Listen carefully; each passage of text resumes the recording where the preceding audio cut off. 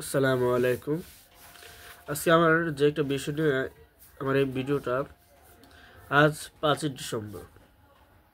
তো এই ভিডিওটা আরও আগেই করার ইচ্ছে ছিল, কিন্তু ভিডিওটা আজ করতে হচ্ছে। সেটা হচ্ছে আজকের ভিডিওটার মূল টপিক হচ্ছে সিরিয়াকে নিয়ে আজকের আমার এই ভিডিওটা।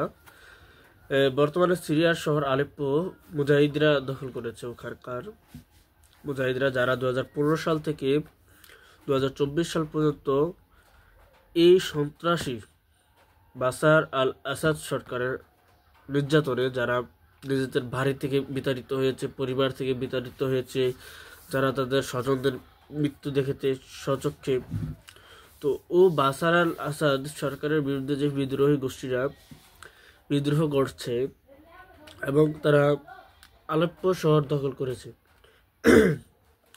আলেপ্পো শহর যে দখল করলো, এই মুজাহিদদের কথা কোরআন এবং হাদিসে আছে। আল্লাহ রাসূল সাল্লাল্লাহু আলাইহি ওয়াসাল্লাম বলেছিলেন যে সিরিয়া 12 বছর গৃহযুদ্ধে যাবে, তারপরে সিরিয়া আজাদ হবে।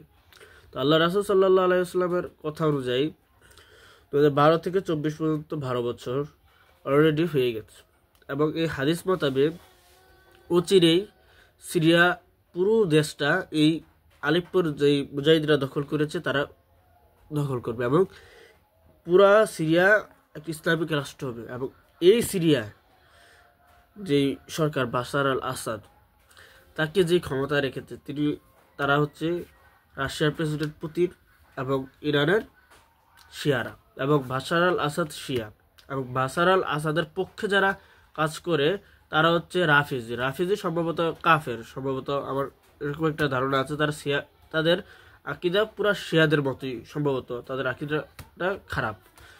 তো রাফিজি, ইরান এবং রাশিয়া তিনটা মিলে বাশার আল আসাদকে ক্ষমতা রাখতে চায়, কিন্তু বাশার আল আসাদ সে একজন শিয়া সম্প্রদায়ের লোক, আর তার বিরুদ্ধে যুদ্ধ করছে যারা মুজাহিদ, যারা বিদ্রোহ, তারা হচ্ছে সকলে সুন্নি।